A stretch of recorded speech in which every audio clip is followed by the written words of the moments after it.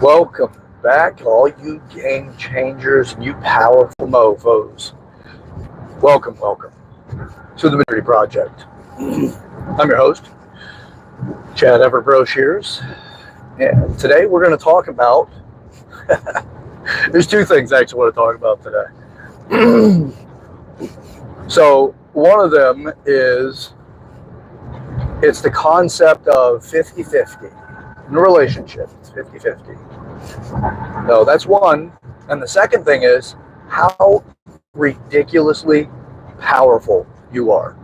How incredibly capable you are to hit your goals, to get to achieve things in life that you really want to achieve. So let's go in reverse order here. So we'll go to the last and we'll go back to the first. So first off, you are so ridiculously capable. Here's the thing. Look at anybody who's successful. It is not because of their genetics that they're there. Now, sure, you got people that can run faster than you, and you're not going to be there in the running category, but that doesn't mean that you can't do all other things. So, yeah, you can increase your speed in running. I'm certain of it. Practice, you'll change your speed. Some people are just going to have a genetic ability to be faster. It happens. So as far as that specific physical ability, you do have a specific degree of abilities there, right? So we all do. Not everybody's built to be powerful. Not everybody's built to be fast. Not everybody's built for those things, right? But maximizing past the genetic hand that you've been gifted, and you got gifts. I don't give a damn what side you're on and what you think your shortcomings are. You got gifts built into you too. You just got to recognize it. So, think of anybody who has accomplished anything outside of the 3-minute mile, and the power values, the world's strongest man. I'm really damn strong. I'm not the world's strongest man either. Good thing is, I got a whole lot of other categories that I can dominate in. So, if somebody else has accomplished something, I don't give a damn if it's a Fortune 500 company winner, or owner, or CEO. I don't care if it's the president of the United States, the vice president. I don't care. Look, we have some things we learned. We have outsiders that became presidents. Okay, Ronald Reagan was an outsider. He was not an inside politics guy. Donald Trump, outsider, not an inside politics guy. He made it. They made it. Ronald Reagan was an actor, and then he became a governor of California, and then became president. Donald Trump, no political office held, became president. So it's about the politics and who's on what side. Yeah, I'm independent, but I can shut the fuck up. If you're going to listen for a position, this is going to be a rough conversation. Although, you know what? Hey, we got to take edges off somewhere, right? And I'm not going to have you abandoned in the process. If you want to leave the channel, fantastic, leave the channel. I'm in the middle. That's as simple as I'm going to make it. I'm in the middle. Independent, lean conservative. That's independent.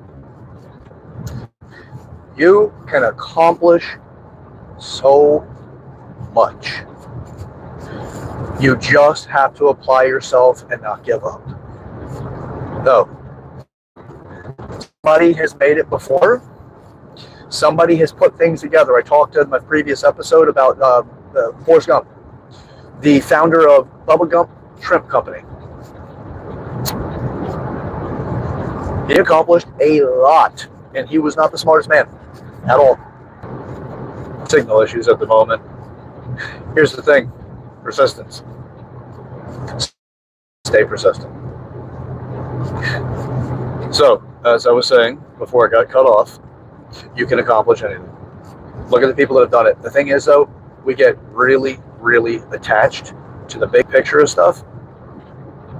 There are a lot of people that have found success because they went on a specific pursuit that somebody else has achieved success by, and they use them as their archetype, set as their goal to achieve that. So they said, you know what? I'm going to be like that person. I'm the next one. And then they ended up someplace else, but they ended up at their own place. Because I'll tell you right now, the world doesn't like to appreciate copycats as much as it prefers ingenuity and individualism and how unique you actually are. So you can accomplish anything. Set your goal. If you got to do the copycat thing, hey, guess what? You're going to have a long ride. It's going to take you something. You're going to make progress. You absolutely will make progress. 1% on a daily basis will transform your life. So you get out there and you start and you say, you know what? I'm going to be the next Ray Kroc. Okay? Ray Kroc transformed fast food. It forever, came up with efficiency that also lent itself to other industries. Simplicity in the process. So you can accomplish anything. Pick it. Doesn't matter. People told the Wright brothers they couldn't take flight. It was ridiculous that they even thought it. And now we got airliners. We got Airbuses. People are flying all over the world thanks to the Wright brothers. Automobiles. Well, Henry Ford did a lot for that industry. It's fascinating what you're able to do. First off, set your frickin' goal, man. Set your eyes on something, set your target. So a long time ago, I came up with a maturity project, but it wasn't called that. I called it Ascending to Total Maturity. Just a lot to say. And there was a catch to it. There really is no total maturity. Because there's not like a place to get to that's the top end. You just continue to mature based off the environment's needs and demands, and also your goals and how they change. Because they will change. Your age, things like that, your limitations, they come in as you get older. You develop new skills to overcome those limitations. You always have that option and opportunity. I came up with it, and it nested in me for a while. Now I'm sharing it. It's this channel. I've got documents. I have people that are actively pursuing the education. It's coming to life.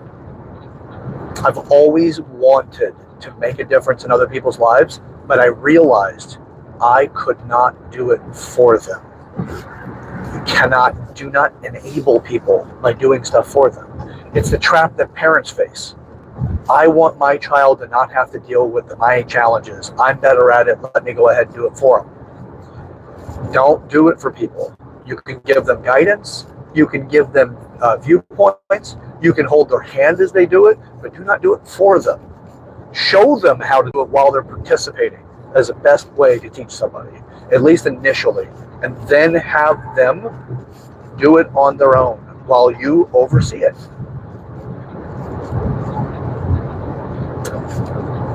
Now, for you, if you don't have a guide, pick one. They don't need to know they're guiding you. You can develop a self-assigned mentor. And you just say, you know what? You can be my mentor. You don't even have to tell them. You say, hey, I like what you do. I'm interested. And you start paying attention. A lot of these people that have been successful that you'll know about, most of them have written books where somebody's written a book about them. Read. The thing is that we get so attached to the outcome that our impatience kills the process and then kills the dream.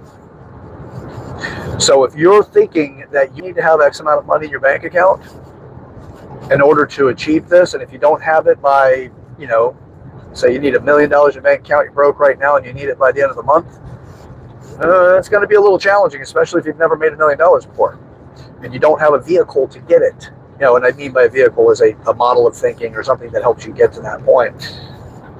So your patience is one of the things that they call patience a virtue for a reason. You're going to have to start doing some patience work. So there's work that we can do on patience. How to actually assign and give yourself assignments on becoming more and more patient. You absolutely can do that. It's pretty damn neat. You can condition a lot of the things that we call virtues. You can condition them into yourselves. You just have to know you can do it. So, you want it, well, let's go after it. This channel is all about it. There's 8 different areas of maturity. You have such an amazing ability to accomplish things. You have unbelievable talent. You ever heard that you're the only person standing in your way? Well, that's a statement for a reason, because you are. The difference between you and Jeff Bezos is the fact that you didn't do what he did.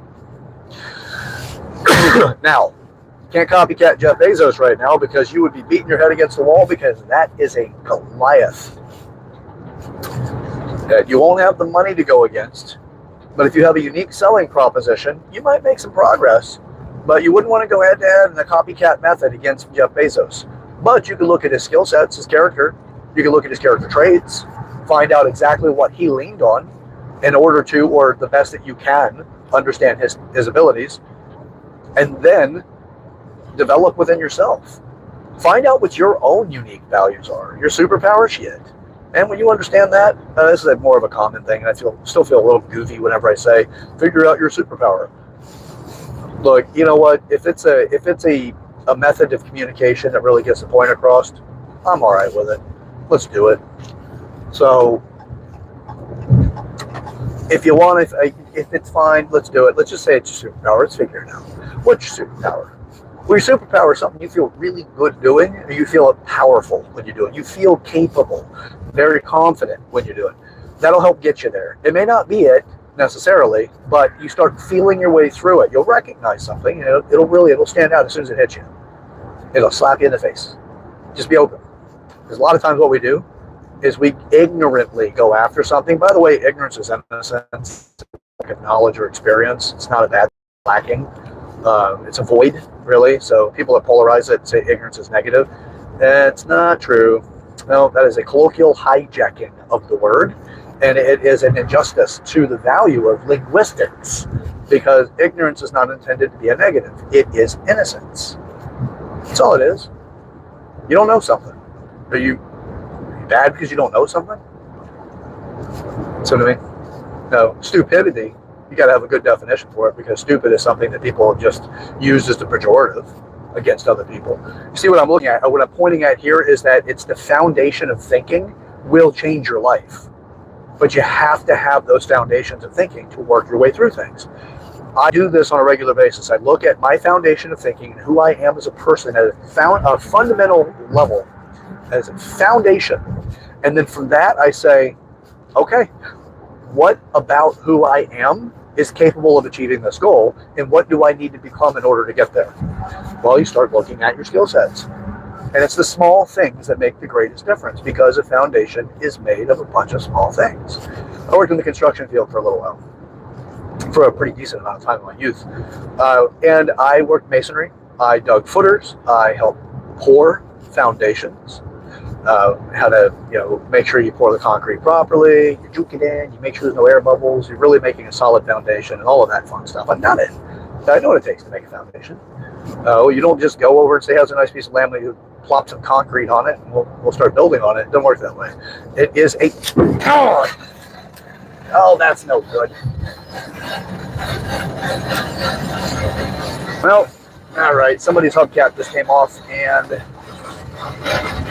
I think it might be under my car.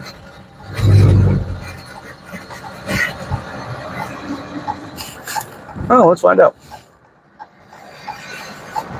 Yeah. All right. Give me a second. Well, let's go ahead and end this bad boy for now.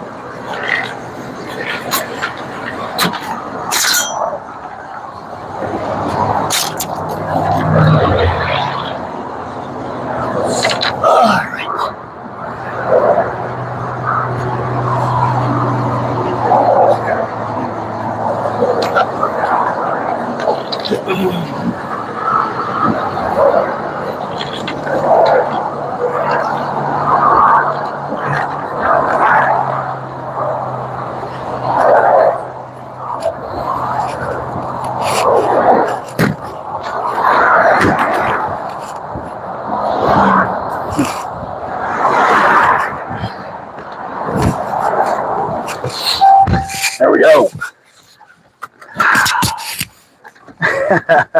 Yeah, it's just